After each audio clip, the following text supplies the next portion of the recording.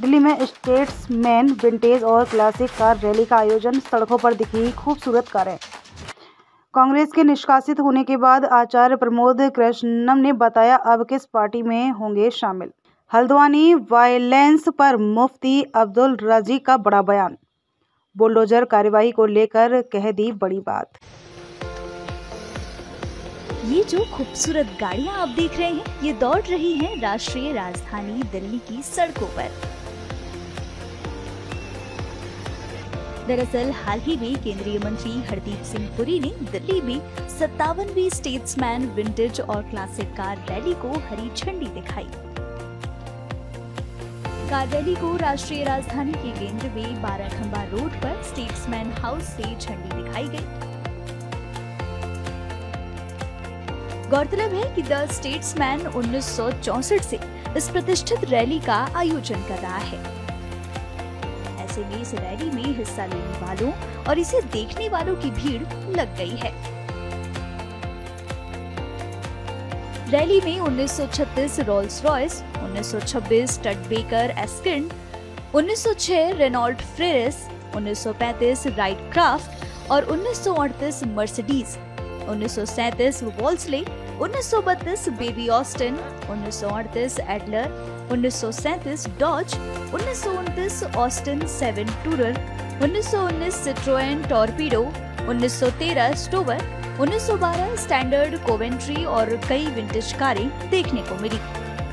करीब 140 गाड़ियों ने इस रैली में हिस्सा लिया।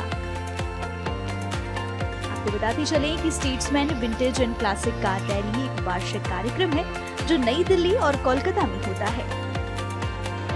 ये भारत और उपमहाद्वीप में सबसे पुराने लगातार चलने वाले आयोजनों में से एक है। पहली बार 1964 में नई दिल्ली में आयोजित रैली की तरह 1968 से कोलकाता में भी ऐसा आयोजन होने लगा। कांग्रेस पार्टी का नेतृत्व नरेंद्र मोदी से इतनी नफरत करने लगा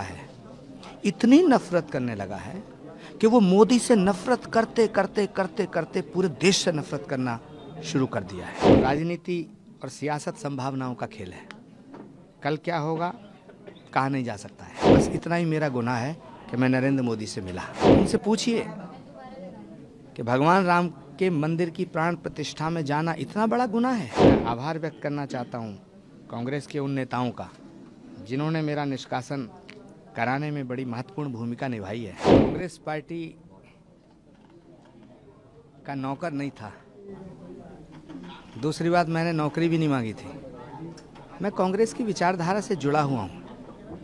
राजीव गांधी जी से लेकर आज तक मैं कांग्रेस की मूल विचारधारा के साथ रहा और कांग्रेस की जो मूल विचारधारा है वो सर्वधर्म संभाव है। कांग्रेस की मूल विचारधारा की आत्मा महात्मा गांधी है। महात्मा गांधी की हर सभा की शुरुआत होती थी रघुपति राघव राजा राम, पतित पावन सीताराम।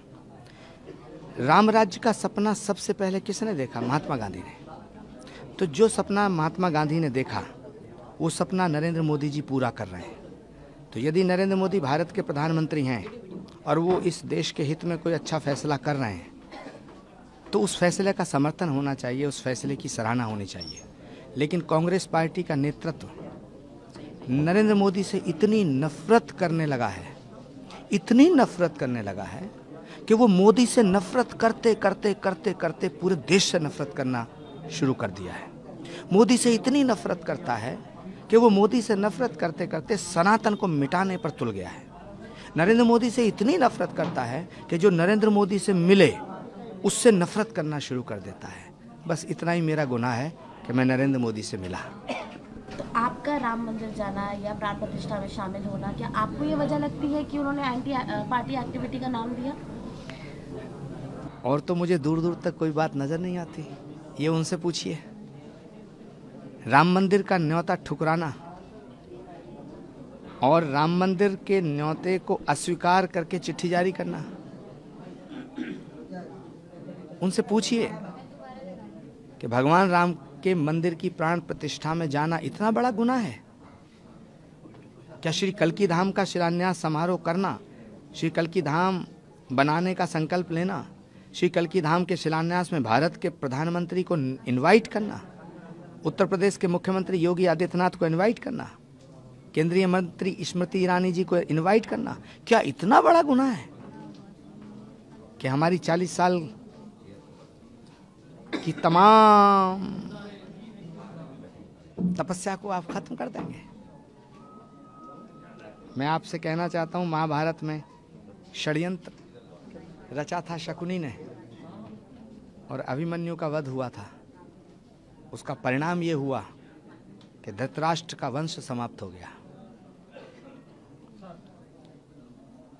थोड़ी तकलीफ हुई है, लेकिन मैं आभार व्यक्त करना चाहता हूं कांग्रेस के उन नेताओं का जिन्होंने मेरा निष्कासन कराने में बड़ी महत्वपूर्ण भूमिका निभाई है। उनसे आग्रह करना चाहता हूं कि भगवान राम का वनवास 14 वर्ष का था, इस 6 साल के निष्कासन को बढ़ा के 14 वर्ष कर दिया जाए। पॉलिटिकली अभी भी आप आगे एक्टिव रहने का आपका इरादा है? भाजपा ज्वाइन है, कोई और पार्टी अगर भाजपा नहीं, वैसे आपने बोल दिया है कि मोदी जी का समर्थन देंगे आप अब? मैं किसी पार्टी को ज्वाइन करने नहीं जा रहा हूं और राजनीति और सियासत संभावनाओं का खेल है। कल क्या होगा कहा नहीं जा सकता है, पर मुझे पूरा भरोसा है भगवान श्री राम पर और श्री कल्की धाम पर कि जो होगा अच्छा होगा। मगर एक बात ज़रूर कहना चाहूँगा कि मैं आज नरेंद्र मोदी जी के साथ खड़ा हूँ और जीवन की आखिरी सांस तक उनके साथ खड़ा रहूँगा। कंट्रोल करना चाहिए था, कोर्ट के ऑर्डर का आने का इंतजार करना चाहिए था। हमने जो अपील उनसे की है अमन अमान की, और उनसे कहा कि भाई इस माहौल को जो है जैसे था उसी नॉर्मल हालात पे लाया जाए। तो प्रशासन कह रहा है हम इसको हालात को बनाने की कोशिश कर रहे हैं, लेकिन हमने कहा कि बेकसूरों के खिलाफ कार्रवाई नहीं की जानी चाहिए, बेकसूरों को सजा नहीं मिलनी चाहिए, जो कसूरवार है उनके खिलाफ कार्रवाई हो।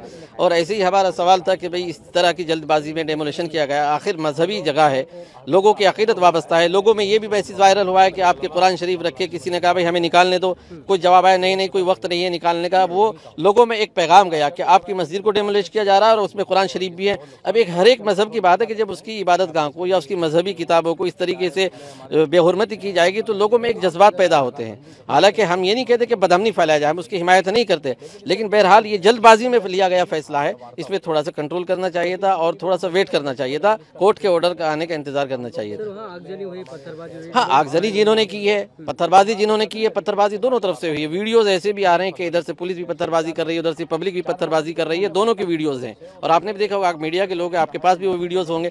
पत्थरबाजी से दोनों का नुकसान हुआ, हम इसकी निंदा करते हैं। जो भी पत्थरबाज है या जो भी समाज के माहौल को खराब करने वाले हैं उनके खिलाफ कार्रवाई हो, लेकिन जो बेकसूर हैं उनके खिलाफ कोई कार्रवाई नहीं होनी चाहिए।